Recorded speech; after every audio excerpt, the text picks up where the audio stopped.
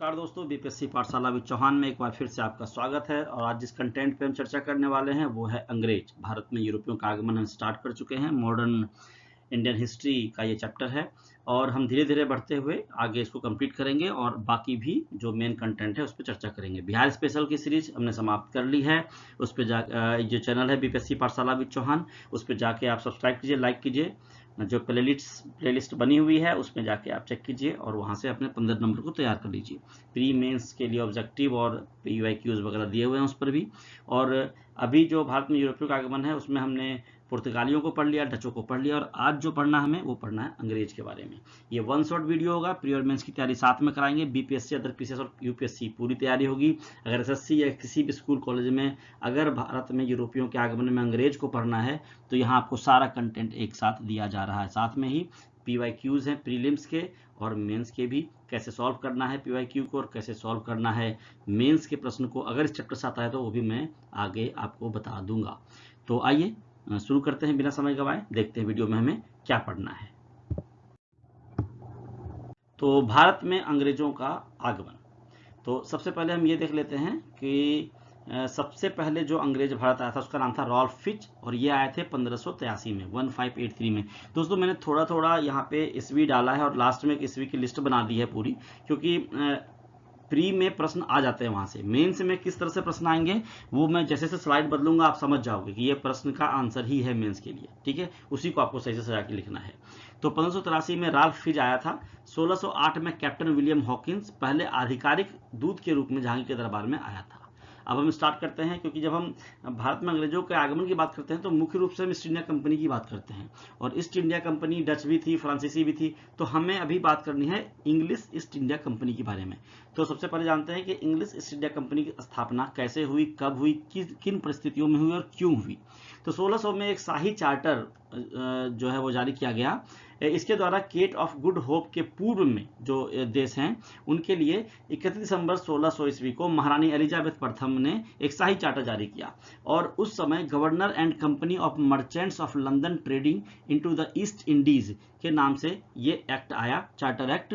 और भारत और पूर्वी देशों के साथ मसालों, रेशम और कपास के व्यापार के लिए इस एक्ट को लाया गया था, चार्टर एक्ट को। और इस तरह से ईस्ट इंडिया कंपनी का गठन होता है, इंग्लिश ईस्ट इंडिया कंपनी का, जो कि एक निजी संयुक्त स्टॉक कंपनी थी। तो ये हमने पढ़ा कि ईस्ट इंडिया कंपनी कैसे अस्तित्व में आई। अब धीरे धीरे हम आगे बढ़ते हैं और देखते हैं कि कंपनी ने कैसे कैसे अपने कदम बढ़ाए और फैलाए। 1611 में ब्रिटिश नौसेना ने सूरत में पुर्तगालियों को हराने में मुगलों की मदद की और वहां एक कारखाना स्थापित करने का अधिकार प्राप्त किया। इसके बाद पूर्वी तट पर मसूलीपट्टनम और 7 अन्य कारखाने खोले गए। ये 7 नहीं, ये 7 है, ठीक है। 1613 में जहांगीर की अनुमति से सूरत में पहली आधिकारिक फैक्ट्री स्थापित की गई। इसलिए जब प्रश्न आता है कि पहली आधिकारिक फैक्ट्री कहां स्थापित की गई तो वो होता है सूरत, ठीक है। जेम्स प्रथम के राजदूत के रूप में सर थॉमस रो 1615 ईस्वी में मुगल दरबार में आया और आगरा, अहमदाबाद और भरूच में फैक्ट्रियां खोलने का अधिकार प्राप्त किया। ये सब पॉइंट्स हैं। अगला पॉइंट है कि चंद्रगिरी के राजा से जमीन लिया था अंग्रेजों ने और मद्रास में 1639 ईस्वी में फोर्ट सेंट जॉर्ज की स्थापना की थी। फोर्ट सेंट जॉर्ज का नाम आएगा तो वो मद्रास में है, फोर्ट विलियम का आएगा तो वो कोलकाता में, ठीक है। 1667 ईस्वी में 1667 में डच ईस्ट इंडिया कंपनी की भारतीय संपत्ति और ब्रिटिश ईस्ट इंडिया कंपनी की इंडोनेशियाई संपत्ति के आदान प्रदान पर सफलतापूर्वक बातचीत के बाद अंग्रेज भारत में एक दुर्जेय शक्ति बन गए। जब डच भी चले गए तो अंग्रेजों को हराने वाला कोई भी नहीं रह गया। चार्ल्स द्वितीय को पुर्तगालियों से दहेज में मिला था, क्या मिला था? बॉम्बे, और ये मिला था 1668 ईस्वी में। और 1668 में ही इसे अंग्रेजी ईस्ट इंडिया कंपनी को हस्तांतरित कर दिया गया था। वो चार्ल्स द्वितीय जो थे उनकी शादी हुई थी कैथरीन से, ठीक है। वो एक नाम है, आप आगे भी पढ़ोगे उसके बारे में। 1680 में अंग्रेज औरंगजेब के शासनकाल के दौरान ब्रिटिश ईस्ट इंडिया कंपनी को मुगल शासन के दौरान सीमा शुल्क मुक्त व्यापार करने का एक फरमान प्राप्त हुआ था। 1698 में सुतानुती, कलकत्ता और गोविंदपुर, ये 3 जगह, तीनों को मिलाकर कोलकाता बनाया गया था। इसकी जमींदारी ले ली अंग्रेजों ने और यहाँ पर फोर्ट विलियम बनाया। तो मद्रास में 1639 में फोर्ट सेंट जॉर्ज, जमीन किसने दी थी? चंद्रगिरी के राजा ने। 1698 में फोर्ट विलियम कहाँ बना था? कलकत्ता में। सुतानुती, कलकत्ता और गोविंदपुर तीनों की जमींदारी को मिला के एक कलकत्ता शहर बसाया गया था और वहां पर बना था फोर्ट विलियम। तो आपको ये याद रखना है। अब हम देखते हैं कि मेंस में प्रश्न किस तरह से आते हैं और हम कैसे डील करेंगे। तो प्रश्न आएगा ब्रिटिश ईस्ट इंडिया कंपनी की सफलता के कारणों पर प्रकाश डालिए। तो ये 4-5 पॉइंट हैं, इन्हीं को आपको पढ़ना है, इसी को ध्यान से समझना है और यही आपको लिख के आना है, पूरे प्रश्न के पूरे उत्तर मिलेंगे। पहला है राजनीतिक कारण। तो जो ईस्ट इंडिया कंपनी है वो किनकी थी? वो थी ब्रिटिश की सरकार की। जब मैं उनकी सरकार बोलूंगा समझ जाना कि मैं ब्रिटेन की सरकार की बात कर रहा हूँ, ठीक है। तो राजनीतिक कारण क्या था? तो उनकी सरकार द्वारा उन्हें दी गई अपार राजनीतिक स्वतंत्रताएं, सेना बना सकती है ईस्ट इंडिया कंपनी, युद्ध कर सकती है, किलों की किलेबंदी कर सकती है और संधियां भी कर सकती है सरकार के तरह से। तो ये पूरा एक सरकार के रूप में ही काम करना शुरू कर दिया इन्होंने, क्योंकि जो ब्रिटेन में उनकी सरकार थी उन्होंने उनको पूरा स्वतंत्रता दे दिया था राजनीतिक रूप से, जो करना है करो। इनका संगठन बड़ा ही सरल था। 24 डायरेक्टर होते थे जो प्रतिवर्ष शेयरधारकों की आम सभा द्वारा चुने जाते थे। कोई ज्यादा इसमें इधर उधर की बातें नहीं थी। भारतीय शासकों के दरबारों में इन्होंने राजदूत नियुक्त किए, जैसे सर थॉमस रो या टॉमस रो मुगल दरबार में। और सर थॉमस रो ने क्या किया था? पूरे मुगल साम्राज्य में फैक्ट्रियां और व्यापार पर अधिकार सुरक्षित किया था। चौथा राजनीतिक कारण है कि ये जो थे अपने प्रतिद्वंदियों के विपरीत, प्रतिद्वंदी कौन थे? फ्रांसीसी, डच, है ना, पुर्तगाली, इनके विपरीत ये जो कंपनी है वो आर्थिक लाभ के लिए उपनिवेश बनाने और युद्ध छेड़ने को तैयार थी। वो नहीं तैयार थी युद्ध छेड़ने के लिए, उन्हें बस आर्थिक लाभ चाहिए था, उसके लिए वो युद्ध नहीं करते। लेकिन ईस्ट इंडिया कंपनी इसके लिए तैयार थी क्योंकि इनके ऊपर उनके जो प्रधानमंत्री थे, वहां की जो महारानी थी, उनका हाथ था, ठीक है। सामाजिक कारण की बात करें तो जितनी भी अन्य कंपनियां हैं उन्होंने भारत में सामाजिक मामलों में हस्तक्षेप किया ही किया, लेकिन ब्रिटिश ईस्ट इंडिया कंपनी ने देश के सामाजिक मामलों में कभी भी हस्तक्षेप नहीं किया, इसलिए ये सफल हुए। आर्थिक कारण की बात करें तो ईस्ट इंडिया कंपनी को कभी भी धन की कमी नहीं हुई। क्यों? क्योंकि इनको ब्रिटिश सरकार का समर्थन प्राप्त था। कभी भी पैसे घटे सैन्य मामले में या युद्ध करने में या किलेबंदी में, कहीं से पैसे चाहिए तो वो ब्रिटिश सरकार उन्हें भेज देती थी, इसलिए इनको कभी भी धन की कमी नहीं हुई। विशेषाधिकारों की बात करें, जो उनको राइट्स मिले हुए थे, उसके कारण प्रभाव इनका बढ़ता गया लगातार। और इससे क्या हुआ कि नील, रेशम और कपास के व्यापार पर बढ़ती पकड़ ने भारत में व्यापार की लागत को भी कम कर दिया। जो ये व्यापार कर रहे थे भारत में, जहां इनको पैसा लग रहा था, तो जब इन्होंने नील, रेशम और कपास के व्यापार पर पकड़ बना ली तो यहाँ पर उस लागत को भी उन्होंने कम कर लिया, अपनी लागत को, और मुनाफा को बढ़ा दिया। ये हो गया सामाजिक, राजनीतिक और आर्थिक कारण। अब तकनीकी और भौगोलिक की बात करते हैं।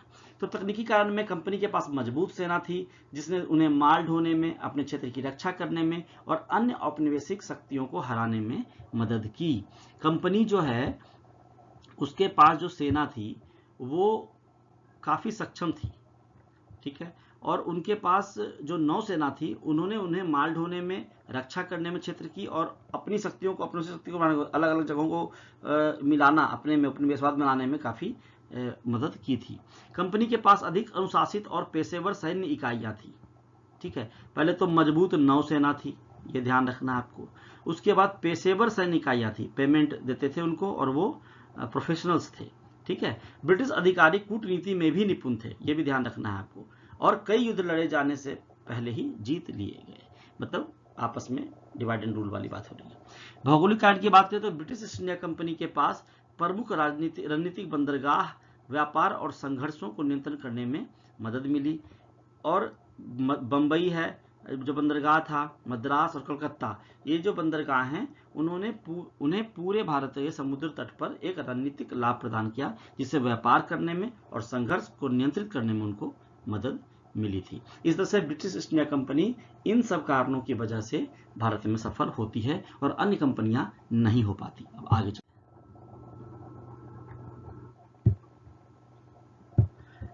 अब है ब्रिटिश शासन जब शुरू हो गया यहाँ पे, जब ईस्ट इंडिया कंपनी यहाँ पे आ गई, प्रभावी हो गई, तो इनका प्रभाव क्या पड़ा? तो प्रभाव कैसे पड़ता है? आर्थिक पड़ता है, कृषि पे पड़ेगा, भूमि राजस्व पे पड़ेगा, सामाजिक पे पड़ेगा, सांस्कृतिक पे पड़ेगा, बुनियादी प्रभाव पड़ेगा। तो एक एक करके हमसे डील करते हैं। अगर ऐसा प्रश्न आता है आपको कि ईस्ट इंडिया कंपनी का या ब्रिटिश शासन का भारत पर क्या प्रभाव पड़ा, तो आप ऐसे लिखना, ठीक है। आर्थिक प्रभाव, भारत की अर्थव्यवस्था को औपनिवेशिक अर्थव्यवस्था में बदल दिया। भारतीय उद्योग का पतन हो गया, विशेष रूप से कपड़ा उद्योग का पतन हो गया, क्योंकि भारतीय वस्त्रों पर भारी कर लगाया गया और ब्रिटिश आयात को बढ़ावा दिया गया। भारत को कच्चे माल की आपूर्तिकर्ता और ब्रिटिश वस्त्रों के बाजार में बदल दिया गया। भारत के जो कच्चा माल है वहां से ले आकर वो ब्रिटेन ले आते थे और वहां पर वस्त्र बना के वापस ला के यहाँ पे बेच देते थे, जिससे औद्योगिकरण का ह्रास हो गया यहाँ पे, और इंग्लैंड में विकसित हो गया उद्योग, और कृषि पर निर्भरता और गरीबी यहाँ के लोगों की बढ़ गई। ये था आर्थिक प्रभाव। कृषि और भूमि राजस्व पर क्या प्रभाव पड़ा? तो उन्होंने जो अस्थायी बंदोबस्त व्यवस्था की थी ना, रैयतवारी, महालवारी जैसी, तो ये जब हम आगे पढ़ेंगे मॉडर्न में तो अस्थायी बंदोबस्त को अच्छे से पढ़ेंगे हम लोग, रैयतवारी, महालवारी सब पढ़ेंगे हम लोग। तो इसके ये जो भू राजस्व प्रणालियां शुरू की थी उन्होंने, इन प्रणालियों ने किसानों पर भारी कर का बोझ डाला, जिससे कर्ज, विस्थापन और नकदी फसलों की खेती की ओर भी रुझान उनका बढ़ा, और इस तरह से जो किसान हैं वो ज़्यादा गरीब होते चले गए और भूमि राजस्व पर उनका अधिकार नहीं रह गया। अंग्रेजों ने उसे कब्जे में ले लिया, काफ़ी टैक्स लगा देते थे। और जब हम स्थायी बंदोबस्त, रैयतवारी, महालवारी पढ़ेंगे तो उसको हम और भी डिटेल से पढ़ेंगे आगे।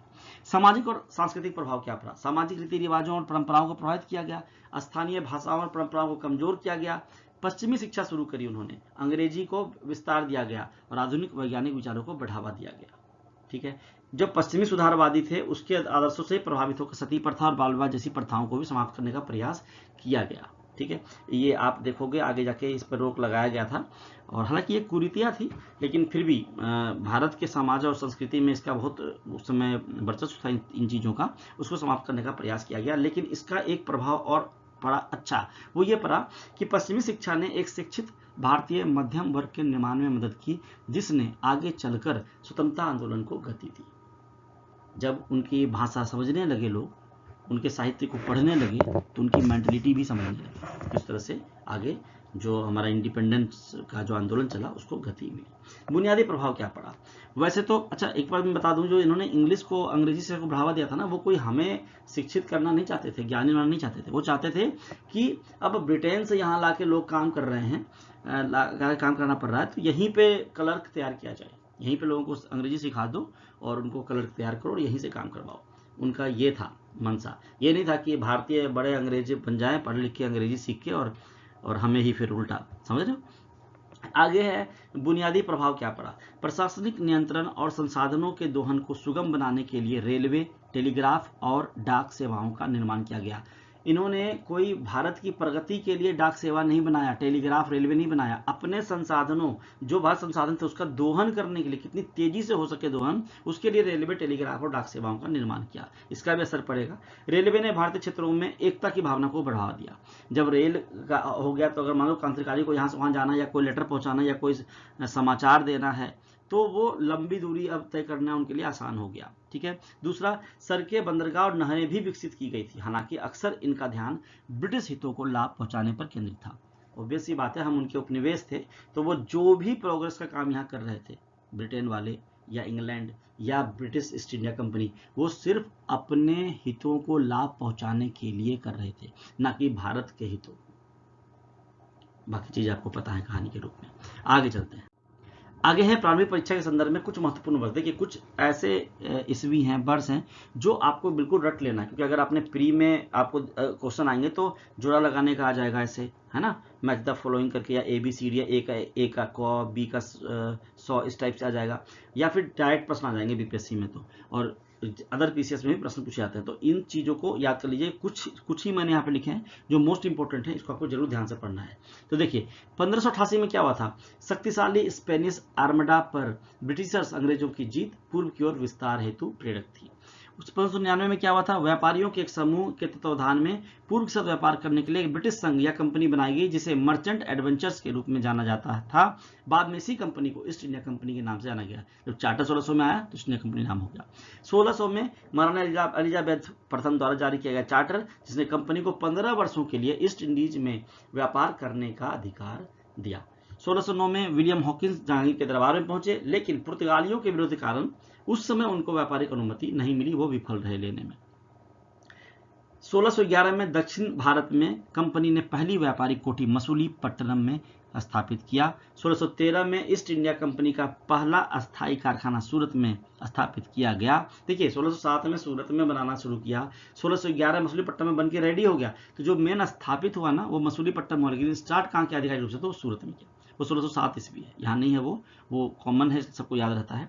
1613 में ईस्ट इंडिया कंपनी का पहला अस्थायी कारखाना सूरत में स्थापित किया गया और बाद में सूरत में भी अस्थायी कारखाना बन गया। स्टार्ट सूरत में किया 1607 में। पहला कंप्लीट हो गया मसूलीपट्टनम में व्यापारिक कोठी। तो अगर पहली व्यापारिक कोठी पूछे तो मसूलीपट्टनम, पहला स्थायी कारखाना बोले तो सूरत 1613, अगर पहला आधिकारिक कारखाना की शुरुआत तो 1607 सूरत। ठीक है। 1632 में कंपनी को गोलकुंडा के सुल्तान से सुनहरा फरमान प्राप्त हुआ। 1633 में पूर्वी भारत, बालासोर, ओडिशा में कारखाने स्थापित किए गए। 1639 में कंपनी ने एक स्थानीय राजा से मद्रास पट्टे पर लिया। मैंने पीछे इसके बारे में डिटेल से पढ़ा दिया है। ठीक है। 1651 में कंपनी को बंगाल में व्यापार करने की औपचारिक अनुमति मिली। 1662 में पुर्तगालियों द्वारा बंबई को ब्रिटिश राजा चार्ल्स द्वितीय को दहेज के रूप में दिया गया था। 1667 में मुगल सम्राट औरंगजेब ने अंग्रेजों को बंगाल में व्यापार करने का फरमान दे दिया। 1698 में कंपनी ने सुतानाथी, कालिकाता और गोविंदपुर की जमींदारी प्राप्त की, जहां फोर्ट विलियम का निर्माण हुआ। 1700 में फोर्ट विलियम को पूर्वी प्रेसिडेंसी कलकत्ता का मुख्यालय बनाया गया और सर चार्ल्स आयर इसके पहले अध्यक्ष बने। और 1717 में मुगल सम्राट फर्रुख शेर ने शाही फरमान जारी किया, जिससे कंपनी को बड़े स्तर पर व्यापारिक रियायतें मिली और इसको मैग्ना कार्टा भी बोलते हैं। तो इस तरह से हमने मेंस में कैसे प्रश्न आते हैं उसकी तैयारी करी, प्री में कैसे प्रश्न आते हैं और कहां से प्रश्न आएंगे उसकी तैयारी करी। अब हम पीवाईक्यू और ऑब्जेक्टिव को देख लेते हैं प्री में, फिर मेंस के पीवाईक्यू देख लेंगे। तो ब्रिटिश ईस्ट इंडिया कंपनी की स्थापना इंग्लैंड में किस वर्ष हुई? 1600 में। कैप्टन विलियम हॉकिंस किस मुगल बादशाह के दरबार में 1608 में आया था? जहांगीर के। अंग्रेजों ने अपनी पहली फैक्ट्री कहां स्थापित की थी? सूरत में। जहांगीर से अनुमति लेकर 1613 में सूरत में अस्थायी फैक्ट्री स्थापित की गई। हालांकि पहली अस्थायी फैक्ट्री 1611 में मसूलीपट्टनम में लगी थी, इसको मछलीपट्टनम भी कहते हैं। अंग्रेजों ने 1639 में फ्रांसिस डे ने किसके द्वारा मद्रास में फोर्ट सेंट जॉर्ज बनवाया? चंद्रगिरी के राजा, उन्होंने ही जमीन दिया था। ठीक है। 1757 में प्लासी के युद्ध के समय बंगाल का नवाब कौन था? सिराजुद्दौला, ये सही उत्तर है। भारत में ब्रिटिश सत्ता की स्थापना और मुख्य आधार कौन से युद्ध माना जाता है? बक्सर का युद्ध 1764, ये सही उत्तर है। दीवानी अधिकार का अर्थ क्या है जो 1765 में अंग्रेजों को मिले? राजस्व संग्रह करने का अधिकार। ठीक है। बंगाल में द्वैत शासन किसने लागू किया? रॉबर्ट क्लाइव, सही उत्तर है। ये सब हम आगे डिटेल से पढ़ने वाले हैं आने वाले चैप्टर्स में। 1757, 1764, अस्थायी बंदोबस्त, ये सब डिटेल से आने वाला है आगे। बक्सर के युद्ध 1764 के बाद इलाहाबाद की संधि 1765 किस मुगल बादशाह के साथ हुई थी? शाह आलम द्वितीय, सही उत्तर है ये। बक्सर के युद्ध में जो भाग लिए थे उसमें मुगलों की तरफ से शाह आलम द्वितीय थे, है ना। तो आप आगे पढ़ोगे कि बक्सर के युद्ध को कैसे डिटेल में हमने पढ़ाई करेंगे हम उससे आगे। उससे पहले 1757 के प्लासी का लड़ाई पढ़ेंगे हम लोग, तो इसको अभी आप याद रखो क्योंकि अंग्रेजों से ऑब्जेक्टिव से पूछा गया है। आगे और भी ऑब्जेक्टिव पर पढ़ाऊंगा आपको और डिटेल से पढ़ाऊंगा सारी चीजों को। वांडीवास के युद्ध 1760 में अंग्रेजों ने किसे निर्णायक रूप से हराया था? फ्रांसीसियों को। भारत में फ्रांसीसी कंपनी की स्थापना कब हुई थी? 1664 में। अंग्रेजों को मुंबई पुर्तगालियों से किस वर्ष प्राप्त हुआ था? 1661 में। चार्ल्स द्वितीय की शादी हुई, पुर्तगाली राजकुमारी कैथरीन नाम था उसका, मुंबई दहेज में मिला था। 10 पाउंड के वार्षिक कर पे या फिर वार्षिक उस पर दे दिया था इनको, ईस्ट इंडिया कंपनी को उन्होंने। ठीक है। फोर्ट विलियम कहाँ स्थित है? कलकत्ता। भारत में ब्लू वाटर पॉलिसी किसने लागू की थी? पुर्तगाली ने। ठीक है, ये मैं पढ़ा चुका हूं पहले आपको। भारत में यूरोपीय व्यापारियों के आगमन का सही क्रम क्या है? पुर्तगाली, डच, अंग्रेज, फ्रांसीसी, ये सही उत्तर है। आगे चलते हैं। अगर हम मेंस की बात करें तो किस तरह के पीवाईक्यू एक्सपेक्टेड होते हैं, तो मैं देख लेता हूं पीवाईक्यू कैसे पूछेंगे और आगे कैसे प्रश्न आ सकते हैं। तो क्या आप इस बात से सहमत हैं कि 1757 के प्लासी के युद्ध ने भारत में ब्रिटिश राजनीतिक शासन की शुरुआत करी? 1757 की जब बात करेंगे हम तब इसके बारे में आराम से पढ़ेंगे और डिटेल में पढ़ेंगे, आप आंसर लिख पाओगे। अब बक्सर का युद्ध जो है उस पर भी हम डिटेल से आगे पढ़ेंगे। परीक्षण कीजिए कि औपनिवेशिक भारत ने व्यापारिक कारीगर उद्योग के पतन में ग्रामीण अर्थव्यवस्था को कैसे पंगु बना दिया, ये भी हम आगे पढ़ेंगे डिटेल में। मैंने प्रश्न यहाँ इसलिए लिखा है क्योंकि जब अंग्रेजों से जो भी प्रश्न आए हैं वो मैंने सर्च किया और उसको यहाँ पे डाला है। स्वतंत्रता के बाद के भारत के औपनिवेशिक विरासत के तत्वों पर चर्चा करें। लॉर्ड डलहौजी के व्यापक सिद्धांत, ये हम आगे पढ़ने वाले हैं। बिहार में यूरोपीय व्यापारिक कंपनियों के आगमन के कारणों पर, उसमें जो डच वाला आएगा वो मैंने स्पेशल में पढ़ाया है आपको डिटेल से। प्लासी और बक्सर के युद्ध में हम पढ़ेंगे आगे। अंग्रेजों के बिहार में आगमन के बाद भू राजस्व नीति, वही तीनों जो है उसके बारे में आएगा। स्थायी बंदोबस्त, महलवारी और रैयतवारी वाली बात आएगी। भारत में ब्रिटिश ईस्ट इंडिया कंपनी की व्यापारिक नीति का भारतीय कुटीर उद्योग क्या प्रभाव पड़ा, ये आप यहाँ से आंसर निकाल सकते हो उस कंटेंट से। फ्रांसीसी और पुर्तगालियों की तुलना में ब्रिटिश ईस्ट इंडिया कंपनी की सफलता के क्या कारण थे, ये मैंने पूरा आपको बता दिया है इसमें, पहले दूसरे स्लाइड में है वो। 1765 में बंगाल में स्थापित द्वैत शासन प्रणाली के परिणामों का मूल्यांकन, ये द्वैत शासन प्रणाली में हम आगे पढ़ने वाले हैं। तो इस तरह से हमने पूरा कंटेंट पढ़ लिया जो अंग्रेजों का भारत में आगमन हुआ, और प्री और मेंस के प्रश्नों की चर्चा कर ली। अगला वीडियो फ्रांसीसी के बारे में होगा, फिर हम आगे बंगाल से शुरू करेंगे आगे जाके, फिर आप सारे वो प्लासी, मीर जाफर, मीर कासिम, अलीवर्दी खां और आप रॉबर्ट क्लाइव, फिर बक्सर में शहादत खां, आपका मीर जाफर और शाह आलम द्वितीय, इलाहाबाद की संधि, वो सब पढ़ते हुए आगे जाएंगे और पूरा कंटेंट आपको प्री मेंस का मैं तैयार करके दूंगा। तो दोस्तों आज के वीडियो में इतना ही है, और बीपीएससी पाठशाला विद चौहान चैनल का नाम है। आपसे गुजारिश है कि आप चैनल को लाइक कीजिए, सब्सक्राइब कीजिए, दोस्तों से शेयर कीजिए। यह वीडियो 20 मिनट का बना है, थोड़ा सा बड़ा है, लेकिन 20 मिनट कुछ भी नहीं होता। प्री मेंस और की तैयारी पूरी आपकी हो जाएगी इसी से, इस टॉपिक की। और हम अगले वीडियो में जब मिलेंगे तो जो फ्रांसीसी आए थे उसके बारे में पढ़ेंगे। डेनिस भी बच गया है, डेनिस भी पढ़ लेंगे हम, और ये सारा डिटेल जब समाप्त होगा तो फिर मॉडर्न के जो मेन पार्ट है उसमें हम प्रवेश करेंगे। अभी हम यूरोपियों का आगमन पढ़ रहे हैं। तो आज की वीडियो में इतना ही है। वीडियो को अंत तक देखने के लिए आपका बहुत बहुत धन्यवाद। पढ़ते रहिए, मस्त रहिए।